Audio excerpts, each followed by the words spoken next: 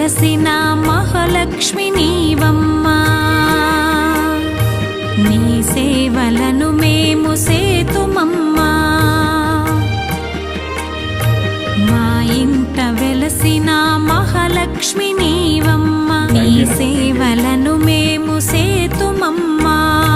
పసుపు కుంకుమలతో నారికేలములతో, పసుపు కుంకుమలతో నారికేలములతో నీ పూజ ఘనముగా చేయుదము తులసమ్మా.